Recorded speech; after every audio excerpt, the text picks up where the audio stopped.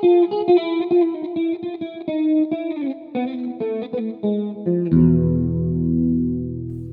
to the podcast Byzantium and Friends. I'm Anthony, your host. Even if you have only a cursory knowledge of Byzantine history, you will know how often the crowds, the people of Rome or later Constantinople, protested, demonstrated, and actively intervened in political affairs, ecclesiastical politics, or caused riots over the gains or a shortage of food. These popular demonstrations are routinely described in very negative terms by most of our authors, who obviously came from the more educated sort of upper class, not super elite, but closer to the elites that ran the empire, and they describe these actions in terms such as rabble and mob and violence and so forth. Most of you are probably aware that modern scholarship has followed that terminology, certainly straight through the 20th century. Now, it's understandable for that language to be used by historians of, say, the 19th century, so politically very conservative period, and many historians, especially if they were established academics, were on the conservative side or actively supported monarchy, were counter-revolutionaries, sometimes, not all of them. But there still was no framework for discussing popular politics or popular protests or even riots in positive terms. Now, in the 20th century, that tradition largely continued, and in fact, it's still very much in place. And today you can even find ostensibly left-leaning historians using terms such as rabble and mob and violence. Perhaps this is not surprising. The mentality is very well entrenched in liberal democratic politics. And by liberal, I mean in the broad sense, or the tradition of liberal politics in Europe in the past few centuries, not in the very politicized sense that the term has in the U.S.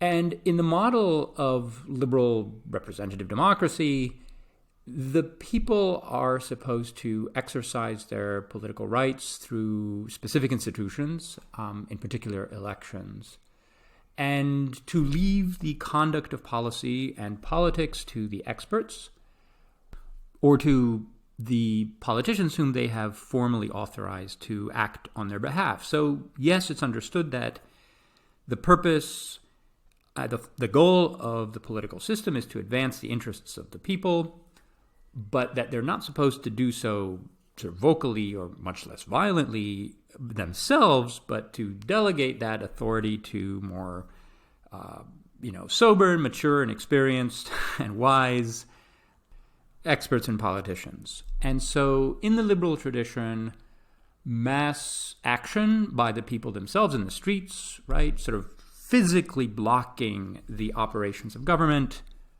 are routinely condemned and described in the terms that I mentioned earlier. So in this sense, the transition from the old oligarchies or monarchies to modern liberal democracies didn't change all that much when it came to the sort of official perception, representation of rabble, mob violence. In the Byzantine case, it hasn't helped that even our framework for talking about Byzantine politics includes a very robust conception of absolute monarchy that is repeated often from study to study, in which God plays a more important conceptual role than the actual subjects of the imperial regime. So clearly it is time to overhaul this entire framework of thought. Now, that is not the goal of my conversation today, but it is a conversation that begins to set down some of the foundations of understanding of how the people or the crowd worked in ancient imperial Rome and Constantinople before we can begin to construct some more normative frameworks for integrating that kind of behavior into our models of the political system and also of society, and how the crowd worked in a collective sense within an imperial sort of monarchical system. My guest is Daniëlle Slootjes, who's a professor at the University of Amsterdam, and she has a remarkable publication record, which I first became aware of from her book on the governors of provinces in the later Roman Empire and the challenges that they faced, and popular discontent being only one of them. But she has since worked on a wide range of topics. It's really extraordinary. So I urge you to sort of check out her collected works and see the range of her interests and contributions. They include East and West in dialogue, the divergent paths of the eastern and western halves of the Roman Empire, crisis, and also a recent edited volume on leadership and crowds in the cities of the Roman Empire.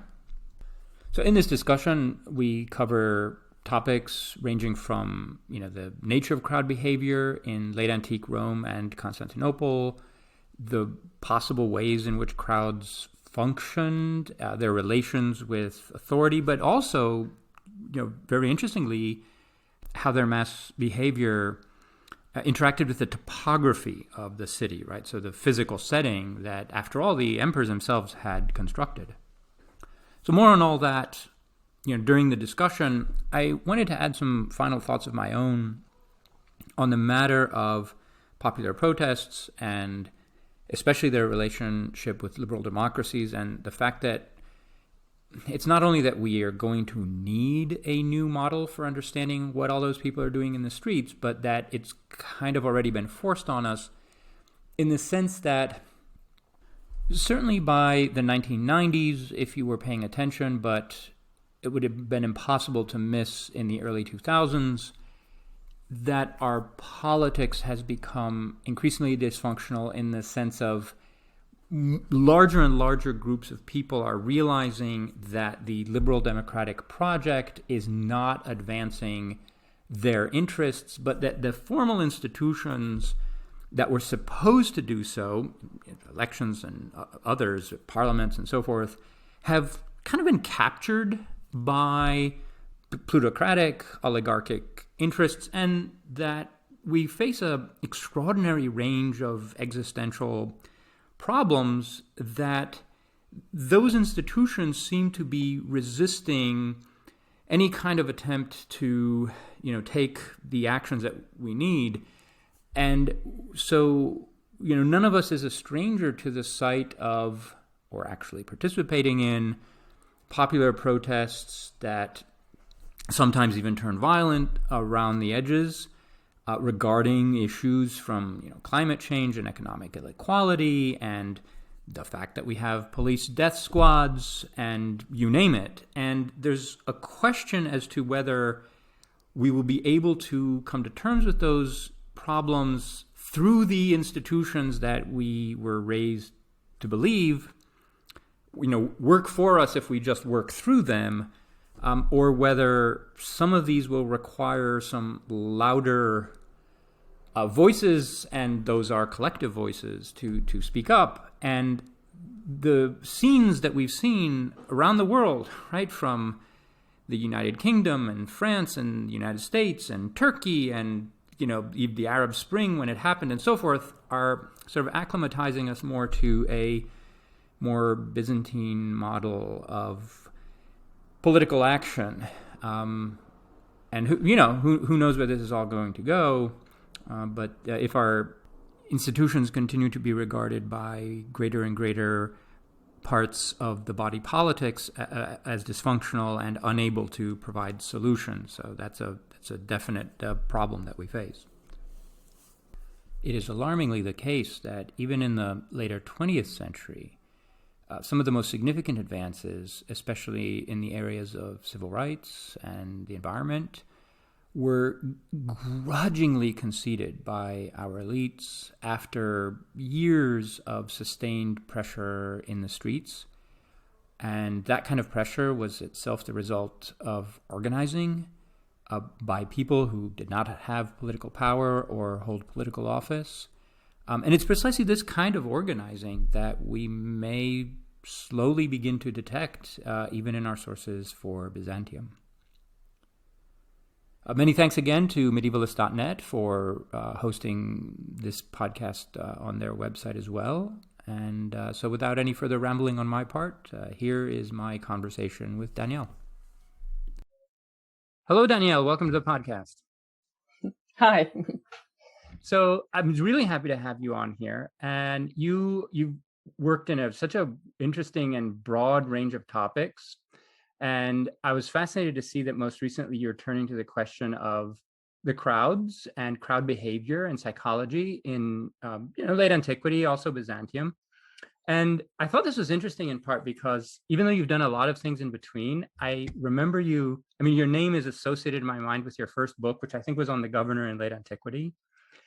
And often, we write about the governor as having to deal with the emperors who, it's a hard boss to have. But in reality, most of the time, the governors would have been dealing with all these people on the ground and in their cities, and like the local problems would have been much more intractable in some ways. So it's almost like you've come back to the problems that governing authorities in this empire were facing all the time, and talking about crowds in particular. So thank you for sending me this PowerPoint presentation of a lecture that you gave, because I really enjoyed seeing the slides. In the first ones, you've put together some slides from recent protests. They're going all around the world, and you don't really need to know where these are precisely because the images are so universal, like what we're seeing on TV screens, right? Riot control and tear gas and all of this. I thought this was so interesting because I've given similar presentations like this in the past, when I was working on like the people in Constantinople and their political action. And I remember one of them was in 2013 in Istanbul. We're doing an NEH summer seminar, and it was right after the protest at Taksim Square, and like the tear gas was literally in the air and all that. So yeah, this is a timely topic. So let me start off with a general question. So what makes crowds such a fascinating topic of research for you? Well, it's funny that you start with the governor as well, in a way, because I think one of the passages I remember studying was of a governor in ancient Syria who at some point enters an arena, and then instead of the crowd cheering at him, the crowd was really silent. And so he immediately realized that he's in trouble, obviously. And I think these kinds of images sort of got me onto to this topic in a way. The other thing that is really fascinating to me is that for us also, crowds really speak in a way. We have a certain reaction even to the word crowd. I myself am not, sort of fearful of crowds. I really don't like to be within crowds. Some people do. They like to go to festivals, right? They like to do the wave. They even like to throw themselves from the stage onto the crowd and just see what happens. I'm not that kind of person, but I do think, and a few years ago, I realized also in thinking about how to study crowds, I'm Dutch, and speed skating is very much a big thing in this country. And so I remember going to a speed skating competition. I think it was European Championship or something like that. Where I really enjoyed actually being part of the crowd, of the cheering, all looking at the eyes, looking at the really wonderful performances, even becoming part of a wave. And then I also realized crowds can also be a very positive experience. And so I think this fascination I have is both with sort of the fearful and the threat of a crowd, but at the same time also the power a crowd can have. And of course, throughout history, crowds have been everywhere. Right. And me being a historian of the ancient world and of the Byzantine world, also in looking at crowds from that period, it also gives me the possibility to talk to people who study crowds in different periods of time or in different continents. And so this universality of the phenomenon is really interesting. as well, to me, I think. Yeah, so crowds have this ability to amplify the emotion of the moment, whether it's fear and terror, right? Or just the sheer energy. Okay, so we won't find you in a mosh pit, apparently. No, I don't think Okay. so. But so yeah, an an energized crowd for a speed skating competition. Well, why not? I mean, in Constantinople, you had crowds that were, really vocal about like the mime shows. So to each his own, I guess. Yeah, precisely. Yeah. Okay, so let's talk about crowd behavior in like late antique Rome and Constantinople that you've written about. So what sorts of people are we talking about? Who is the crowd? Well, yeah, who's the crowd? Well, that in itself is right away a difficult question. I've come to realize as well, and I don't think I've really come to grips with it yet. But if you start to look at the sources, read a lot of the literary sources, you basically find them everywhere. They go to processions, for instance. You find them in general in the public space of a city. And if we talk about ancient Rome or Constantinople, there's lots of public space where crowds can actually gather. So processions, they are also at games and entertainment. They are at lots of celebrations, for instance. If we think about Constantinople, every year on May 11th, they would celebrate the foundation of the city. So there would be a gathering, processions, people would go there. They would celebrate collectively an imperial marriage, or very importantly, coronation of an emperor, for instance. They would be part of those kinds of public events, but they would also riot. We also find them in moments of despair when they are very unhappy because they're upset about the high bread prices or they're hungry. And if you want to riot, you don't go into the little alleys of the city. You go to the big public places. So you find them basically in lots of different settings and situations. Yeah, and of course, in life in antiquity, there's probably not that much to do at home in a sense, right? So certainly every form of entertainment required a group. Someone had to perform something. There was no recording or anything like that, right? So there are many, it's almost like they're constructing opportunities to be out in public, and ancient cities had all of these amenities from theaters and amphitheaters and hippodromes and boulevards and fora and all of these places precisely so that people could gather and do things. And for our audience, the calendar of ancient Rome had often to be purged of all of the accumulated festivals and parties that built up over time just because they were eating up all the business hours. So yeah, in these ancient cities, there's many opportunities for getting together and partying, or for demonstrating, what it was. But let's get back to the crowd, that is the people themselves. Isn't there there's a quantum leap between your sort of small town or small city in antiquity and when you get to like cities like Antioch and Constantinople and Rome, right? So the population size just explodes. Yeah. And that population is, in a certain way, it's artificial. In other words, I don't think you would get those kinds of concentrations of people in one place unless you had some sort of political authority that is making sure that they have food and water, for one thing, but also the civic infrastructure and amenities. So there's this kind of relationship between the authorities and the populace at large, right from the beginning. That is, their presence there is conditioned on this kind of relationship that is both symbiotic. I don't want to say parasitical, symbiotic, right? So the political authorities want the populace for some reason, and the populace gets things from the political authorities. So they're trapped in this relationship that's both mutually advantageous, but also sometimes competitive or contested, right? And so in the chapter that you sent me, you discuss cases where crowds are behaving in ways that the political authorities like, that have even organized, and also behaving in ways that go against the interests of, be it the emperor, the governor, or whoever. So could you give could we delve a little bit more deeply Mm-hmm. into Mm-hmm. the grounds for that kind of relationship, and what sorts of things did either party want from the other, such that the crowd could be both energizing and terrifying? Yeah, sure. I think if you, and I think you put it rightly, they both want something from each other. And of course, for an emperor, be it in Rome or in Constantinople, we can say that they need the crowd or the population of the city to acclaim them at the beginning of their rule. So also to legitimize their rule.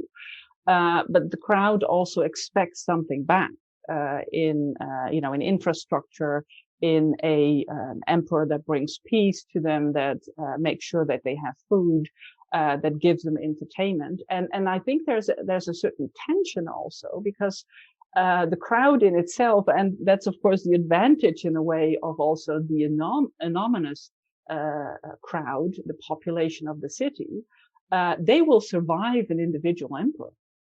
Yeah.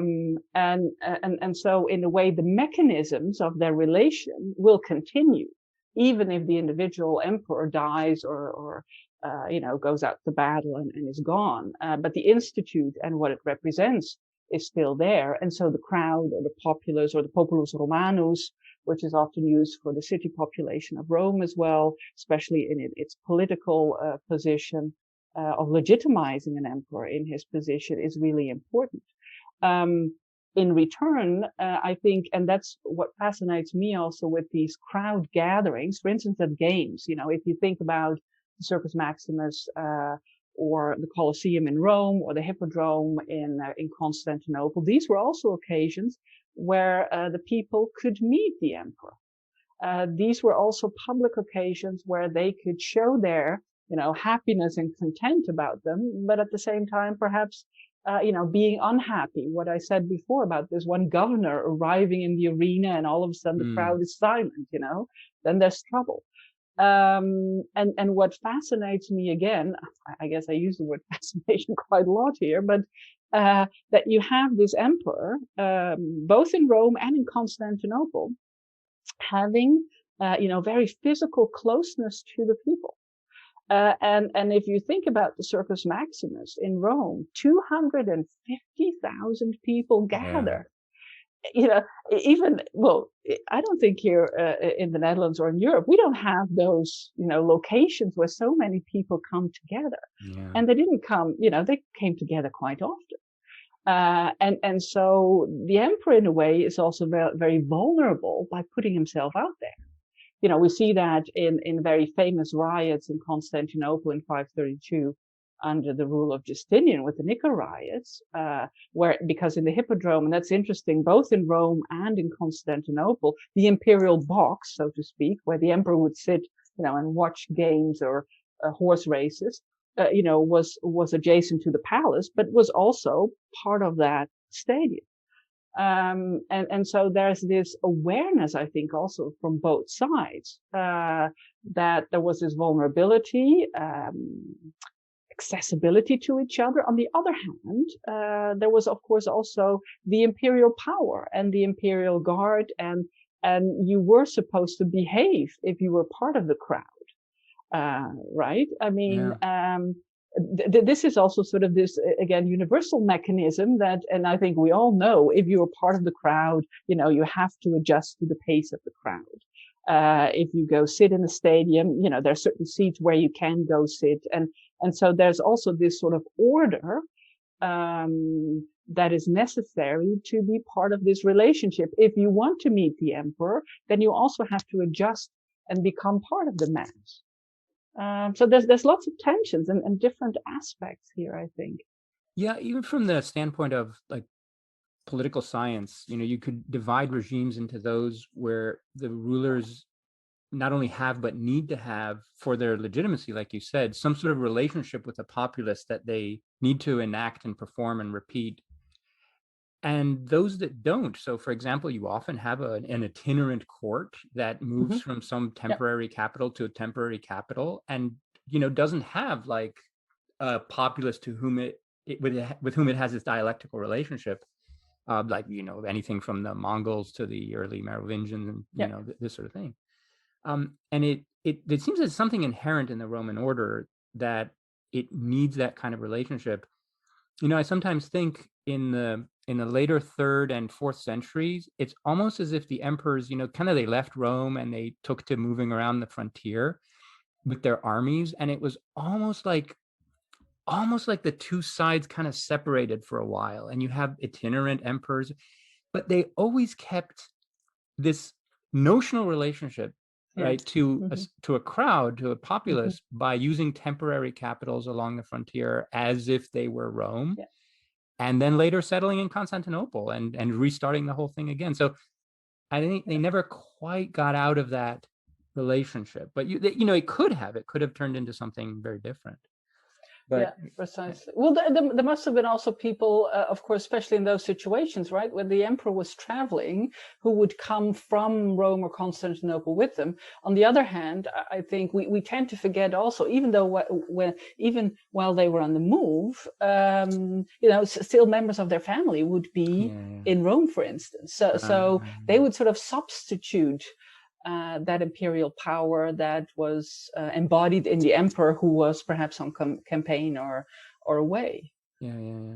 So you've also advocated that we can use modern sociology for understanding, or sort of kind of probing a little bit more into crowd dynamics in antiquity and late antiquity.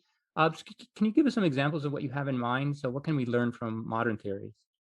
Yeah, when I started to look into crowds and sort of finding them everywhere in the ancient sources, both in in literary sources, but also in archaeological sources, I thought I need to find some kind of framework, some kind of guidance, some kind of tools to help me through all this material. And what we see, especially in sociology, for instance, there's a very long tradition of trying to understand group behavior, trying to understand crowd behavior. And what I like about those modern theories, that they're trying to come to grips with different aspects of crowd behavior. For instance, they're looking into, what is the role of the individual versus the mass, which is a very complicated situation. Trying to figure out, if you as an individual become part of a crowd, what kind of self-control do you still have? And for a long time, those ideas were also dominated by the view that if we as individuals become part of a crowd, then we completely lose self-control. We're not really responsible anymore for what we do, and sort of we become the mass, so to speak. I think in recent decades, we think a bit more nuanced, and we really see that if you're part of a crowd, there's still individual responsibility. If you're part of riots, for instance, and people start to pick up stones, I mean, there is, if you decide to do that, there is a moment that you as an individual make a decision to pick up a stone and throw as well. But so those, that kind of distinction between individual and mass is very helpful for me. Also leadership, who leads a crowd? Crowd never emerges out of nothing. A crowd needs to have a reason, either because it's it's in an organized setting, such as games where people come together, or for a riot. But there needs to be a reason, and someone needs to lead or organize that crowd. And so those ideas are very helpful for me as well. Or thinking about location for crowds, and confined space. If you look at the Colosseum, for instance, you have a controlled space where there's a certain number of people that can come together. How do you control that space, especially from a civic authority point of view? The number of entrances of the Colosseum is a choice.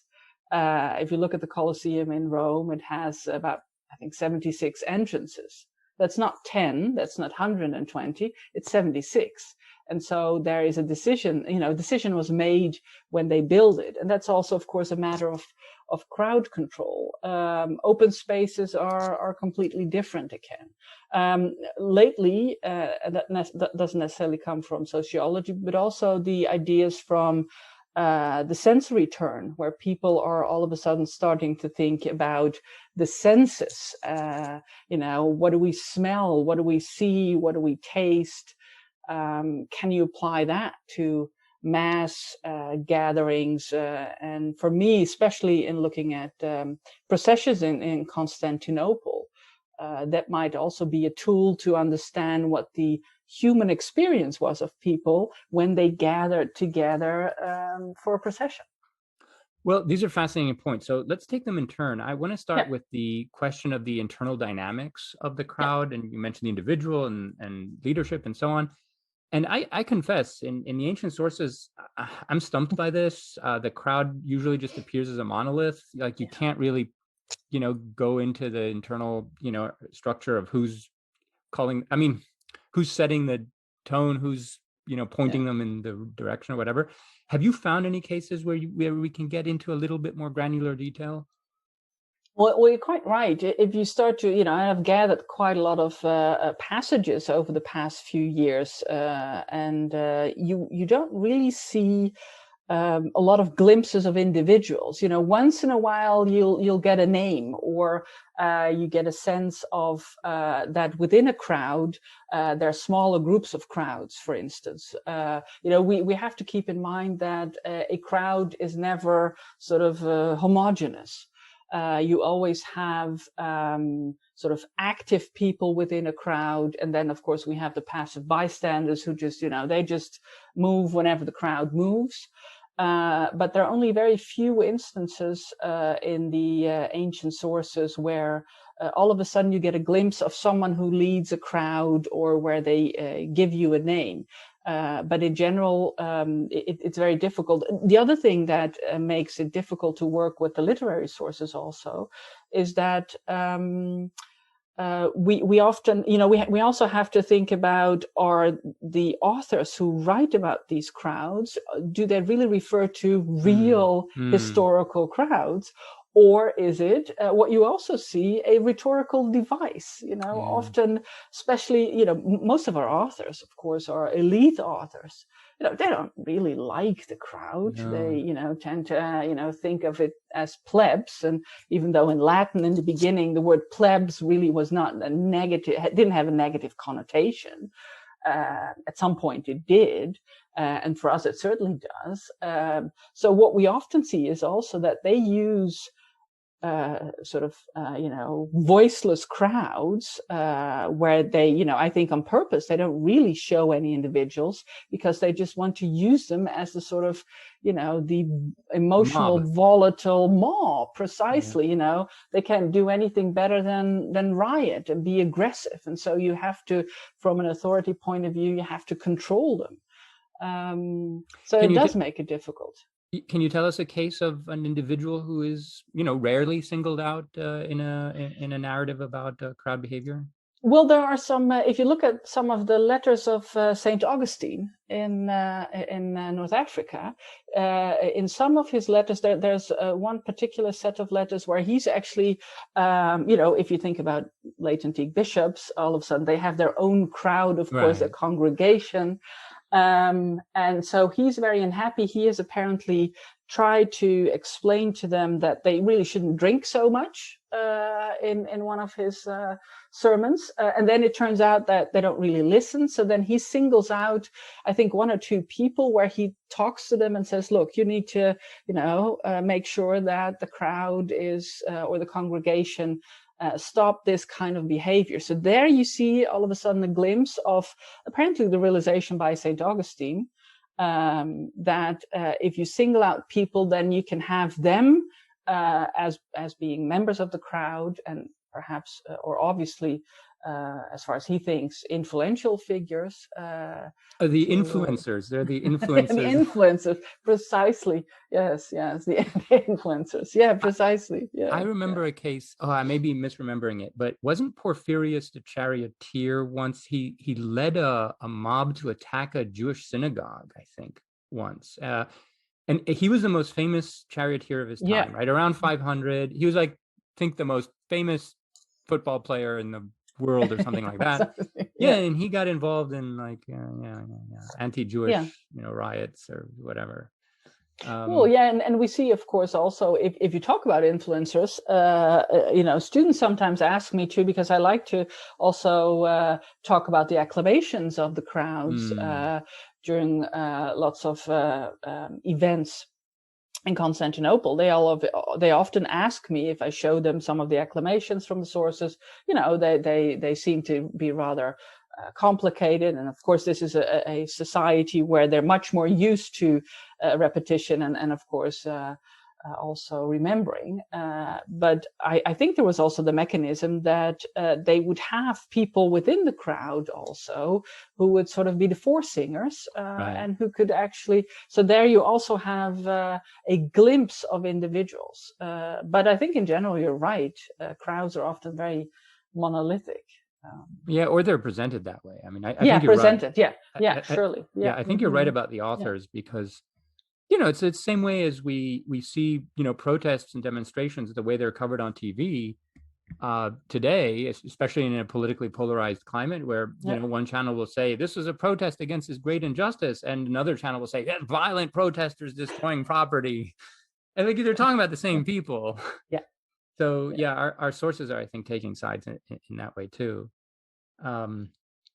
So let's pick up the second point that you mentioned, which was the urban topography. And I find this quite fascinating. And I'll tell you, once I had a sort of disagreement with a colleague who, I think his view of the late Roman administration was that it was sort of repressive, and that the city of Constantinople was designed so that for maximum repression. And I just don't have that sense at all. So for one thing, and this might be obvious, but I think it needs to be stated, that again, you have many regimes in history that do not create the spaces where people can assemble in large numbers, right? And one example that comes to mind is Pharaonic Egypt, that did a lot of building, but none of that building was to facilitate group activities. And right? And that the whole regime was just not based on that kind of interaction and whatever. But if you look at Constantinople, it's kind of, infrastructural armature. It's lots of open spaces like the fora, wide boulevards, big, piazzas next to the churches, the hippodrome, obviously, right next to the palace. And I just think it was designed for people to move around in large numbers. And I mean, from the emperor's standpoint, these would have been for like triumphs and processions and like, positive regime reinforcing types of events. Right. But so you've identified some control nodes, right? Some choke points in various places, I think mostly in Rome. So if you agree that the cities were kind of designed to facilitate group activities, what kind of controls did the regime have in terms, any type of control, whether rhetorical or architectural?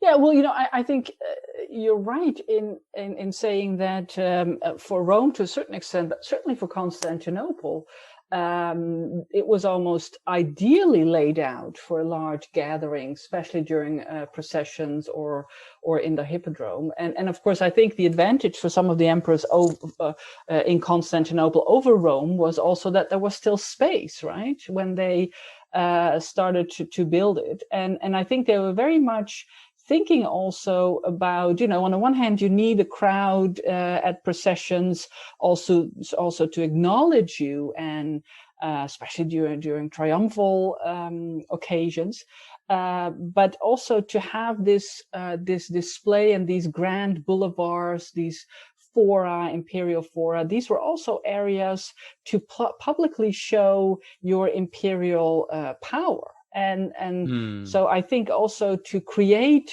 locations for the crowd to go to and to witness that imperial power was very much part of this relationship between emperor and city. And of course, in terms of crowd control, you can think, or you can talk about what I just said about the Colosseum too, thinking about the number of entrances. Of course, in Constantinople, you also had, throughout the various neighborhoods, you had churches and where smaller processions could take place. So there you could have smaller gatherings, the fact that you allow people, you have enough space for people to feel comfortable during processions in itself is also a matter of crowd control and directing people when you have this large procession, right? What I think is interesting in Constantinople is also these double colonnades.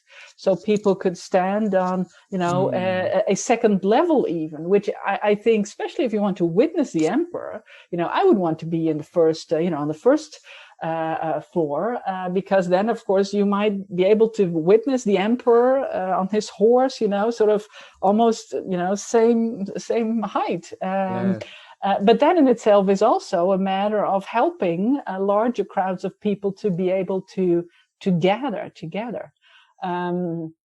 For riots, they would, of course, then perhaps choose the Hippodrome, because that's where you would have an organized location, but very threatening also to the imperial household. Yeah. No, I think you're right. But by the way, for the benefit of the audience, when you say the first floor is what in the US we mean the second floor. I was, when I said that, I thought, is that correct or not? Yes, yeah. I remember when I lived in the United States, I always got mixed up because people would say, "Oh, you can visit me at the first floor," and then I ended up, at the wrong floor. But on the second floor, yes, double colonnade and two stories high. Yes, in the same way that we don't have a 13th floor. Oh, yeah. Well, no, we do. We just call it the 14th floor. So I think you're right, and the instances of mass gatherings that were favorable to the regime and reinforced its legitimacy was far greater, I think, than the protests, and so routine and institutionalized that they're sometimes rarely even mentioned by the sources. But occasionally you get a glimpse of them, and they're quite fascinating. So, like along the boulevards of Constantinople, the emperors, like if they had they baptized their heir. If the emperor had a son and baptized a son, there was this special type of food. I don't know exactly what it was made of, and they would make it available to the population on tables along the boulevards, and there'd be a party, and the emperor's like feeding the populace with this special concoction. I don't know what it was. Or when you mentioned the colonnades, that's so fascinating. When emperors processed, sometimes like for Easter, those colonnades would be draped with red curtains and just silk all over the place, and it was just a huge party. So that's the routine of life in the imperial capital, and those kinds of moments reinforce each other and create the legitimacy of the regime over and over and over again. I think you're exactly right. The protests are I think they're disproportionately mentioned in the sources because they're unusual. But, precisely.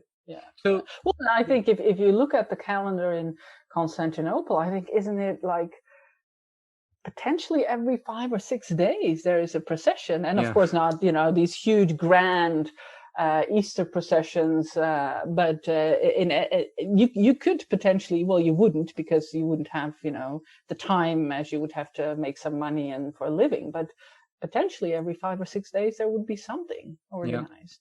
Yeah. So let's talk a little bit more specifically about the role of Christianity in crowd behavior, because you mentioned that too. So what's new? What does Christianity bring to the table, as it were, that's new? Well, I think Christianity brings, in a way, especially Christian leadership, brings a new type of leader that is competitive with the emperor, right? It's competition in a way, because here we have a bishop arising, and of course the Christian communities had many more bishops than the one emperor, people who were appointed for life, and even though of course an emperor would too, but potentially could also survive emperors, and they had a very close personal relation with their congregation. And so what we see is that a new kind of crowd that all of a sudden emerges also as followers of a bishop connected to a certain church. And I think it might also be interesting for the audience also to mention that, we talk about crowds sort of very generically, but crowds, I think we also have to keep in mind that for every occasion, in a way, the composition of a crowd could be different. For a crowd rioting about bread prices, that's a different crowd than the crowd that is forms together congregation for a certain bishop. And so there's sort of, in that sense also, you have multiple identities, so to speak, in different kinds of crowds. Now, what we see emerge with Christianity is that you have bishops, and especially in the 3rd, 4th, 5th century, this is still a world in which Christendom doesn't exist in that sense. We have lots of Christian communities, and so Christian churches are still very busy in developing church dogma. And you have churches or bishops who say, okay, we have the orthodox faith. And then what we see is that they, in some cases, motivate their own crowd to be violent against the church of another bishop who is not of the right faith. So all of a sudden you have a very different dynamic also that emerges, I think, in society. And I think, depending on the personality of the bishop, but they were very much aware of their power as well in motivating potential crowds. This is a very important point, and until I read your chapter, I hadn't actually thought about it quite so clearly. But I realized in retrospect that it had been nagging at me when I was studying, the more adverse aspects of crowd behavior in Constantinople. And I'll put it to you in the form of this kind of question. So you take a few years on either side of, say, 500 AD in Constantinople, and you have significant protests, say, in favor of the Bishop Macedonius, and implicitly and later explicitly against the Emperor Anastasius on the matter of church policy, right? The Council of Chalcedon. During the same years, you have riots / crowd, behavior for the Blues and the Greens, that are the Hippodrome factions. And sometimes you have some protests against corrupt officials, a city prefect who's charging too much for food, or whatever. And when I was reading your chapter, I thought, so wait a minute, is it possible that those three groups are just entirely different people, that different constituencies, different issues, or the other extreme, which will also be fascinating, do they significantly overlap? These are the same people acting out on different, right? You see what I'm saying? Yeah. Well, I mean, both would be sort of, I guess, potentially possible. I think it's also the question of, what we've done for a very long time is sort of divide the population of Constantinople into Blues and Greens. But if you look at it a bit more differently from this perspective, what you just mentioned, then they might come together for different reasons at different occasions in a different composition, and that could quite well be the case. So that would be something to perhaps work on a bit more and see what happens then. Yeah. Do you have a sense of especially when the crowd is protesting or demonstrating, do you have a sense of what its basic sort of morality is? Like, in other words, because I think when people engage in that kind of significant political behavior, they always have a kind of moral framework in which they at least interpret their behavior to themselves. Do you have a sense of what their sort of underlying values of the crowd would be in Rome or Constantinople? Well, I think, if these were crowds that were motivated by bishop, for instance, I think they would probably have the sense, especially if the bishop would tell them, that they were sort of fighting for a just cause. And which is quite different if you would, if you're upset because you can't feed your family, then it's much more a matter of life and death, right? You want to survive and you want your children to be fed. And I'm not quite sure what kind of morality would be in there, except perhaps, the sense that I want to stay alive, and I have to take care of my family. But I think in a way, what could have happened too is that morality of the sense that, we have a voice, and that voice can only be heard when we are with a large group, gives a sort of empowerment. That was in a way perhaps enough reason. And also, I think it gave some people also the opportunity to act in a way that they would never dare to do while alone, right? If you go up against the city prefect, the guy who's responsible for the infrastructure, for the bread prices, or, sort of the representative in the city of the emperor, you wouldn't do that by yourself. But if you're with 500 other guys, hey, you would be happy, and you wouldn't, probably rush towards it. I mean, we have instances where they would just go to the house of the prefect and just burn it down. Well, you only do that when you're with a group. So it's also this sense of, because we are a mass, of course we're right, because we have the power.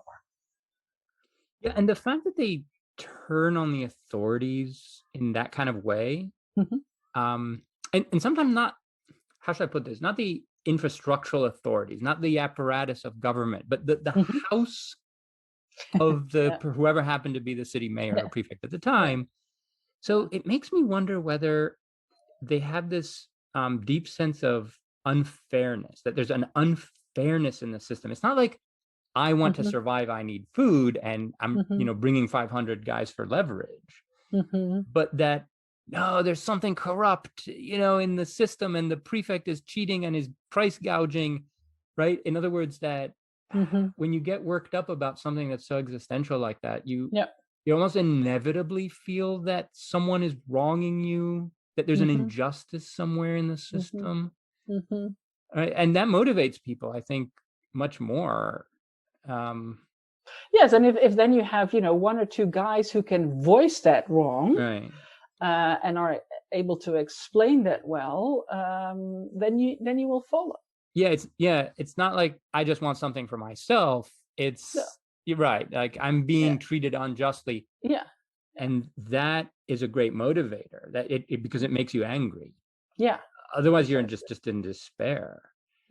But I wonder whether I'm sort of projecting sort of modern psychology. That's the other thing I was thinking too. Let's talk about that, because you've also advocated that we should be doing diachronic crowd studies. So what does that look like? Well, I think if you have somewhat of a grip of certain mechanisms of crowd behavior in ancient Rome and Constantinople, it's very interesting to look at larger cities, for instance, in Europe, at London in the Middle Ages or early modern period, or Paris, or even now or modern times. You can go anywhere around the world and look at larger cities to see if some of the mechanisms that we encounter in the ancient world are similar. And then, of course, I come back to this whole sense of, the sort of universality of crowd behavior. What I find interesting is if you understand the mechanisms of leadership, of the type of locations that you need for a certain type of crowd behavior, then you can almost predict what will happen if those several elements come together. And what you see now, and of course we live in a wonderful age of simulations and digital environments.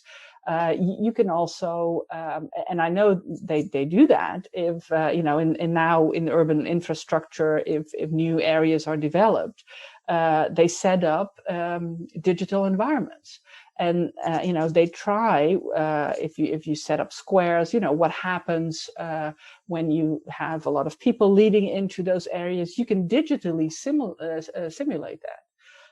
And so in that sense, I think, but they're building, of course, on past experiences. And our ancient and Byzantine world is part of the past experience. We see some solutions that might have worked or not worked well in the past already. I always often say to my students too, the Colosseum in a way is sort of the ur-model of these modern stadia that we still see, and we might have refined them and nuanced them. but we're part of this longer line of history. And the other way around, also, if you look at those modern digital simulations, if we can make those of the ancient world, and of course we do have, some of those digital environments already for ancient Rome, for Constantinople less so. You can also, that's why I often call ancient Rome and Constantinople sort of historic laboratories, because you can test certain situations also there. So I think it works sort of both ways. We profit from what modern techniques and methods have, and the other way around, we also have a story to tell, and the present is very much part of that past story. Yeah, when you mentioned digital models, it occurred to me that we're now actually getting digital capture of crowd behavior through people's cell phones. Yeah, precisely. Right. Yeah. And by the way, if anyone is worried that the vaccine has chips in it that will allow people to track your movements, let me just suggest that you already have such a device on you. It's called your cell phone, and it is already being used for that purpose. There's no reason to inject anybody with chips. And I've seen some striking, this is sort of computer, they're not simulations, they're recreations of the insurrection on the Capitol in the US on January 6th, where they just got all the cell phone data of all of these people. And I saw how, the crowd just kind of moves down the mall toward the Capitol and disperses in the building. And it's all just little pings from cell phones. And you can see people dispersing, leaving, coming, going, and it's just really amazing. Well, also frightening, in all kinds of ways. But anyway, so that might actually give us, that kind of data might give us some more, accurate and granular representations of how crowds behave. Now, what we can do with it and applying it to, Constantinople, I don't know. I guess it depends on how sophisticated those models get. Yeah, I've seen them for ancient battles. So video game designers are very interested in this. Like, how do you simulate an ancient battle? And I've seen some early attempts to create like these computer programs that will not predict, but, construct a model of how people will behave on a battlefield. And I remember seeing one, and there were, so there are 1,000 people involved and all that. And off to the side, you could see a couple of people just running away. Oh, yeah. And someone said, wait, that's a problem. What are they doing? And the designer said, no, that's, you totally expect that to happen. Yeah, right. Precisely. Well, of course, for ancient Rome and Constantinople, you need the archaeological data. And for Rome, we are a bit more, better equipped for that than for Constantinople at this stage. Yeah. But it would be very interesting, because then you can test lots of, different ancient situations. So you would advocate for a diachronic crowd study program? Oh, yeah. Certainly. Yeah. So is there something that perhaps we're missing? And by we, let's just say late antique historians of late antiquity or Byzantium or whatever. Is there something that we're missing by insisting too much on these disciplinary boundaries by period or culture or whatever, that we should be open to evidence and models from other periods and fields? Well, I think we can develop a more complete image or plausible scenario, I think, of the ancient and Byzantine world as well. And of course, and this is something that I want to continue to work on also, is this whole idea that we have these very traditional chronological boundaries, right, between historical periods, and we use them. Often these are political boundaries, between the ancient world, between the medieval world, then we have the Renaissance, but these are artificial boundaries. And there are lots of phenomena, and I think crowd behavior is one of them, for which these artificial boundaries really don't work so well. You could say Rome, yes, the last emperor of the Western Empire, left the city in 476, and now all of a sudden we have the early Middle Ages in the West. Well, for crowd behavior, that doesn't make any sense at all. because the mechanisms of crowds continued on. And so I think it might be worthwhile to look at crowd, in my case, and crowd behavior in a more open, less, with less boundaries to see what happens then. But that's something also, to think about. Yeah, what I'd be interested in is, yes, that definitely. But I would also like to see a sort of sub-routine dedicated to the question of what kind of societies have crowds and which don't, and why. Because it's not just an urban, rural thing, in the sense that, like, ancient Athens, democratic Athens, as far as I can tell, well, except for the sense that it made the crowds its political institutions directly, right? But I don't know of any cases where the crowd got all riled up and walked to the whatever. It didn't seem to happen in that society, even though it was just as much a, urban civilization like, Rome and Constantinople or whatever. But that definitely happened in imperial Rome. And so why do some societies have crowds and others don't? Yeah, that's something to think about too. Yeah. So we're almost out of time. Any final thoughts about knocking down barriers in particular? That's what crowds do, right?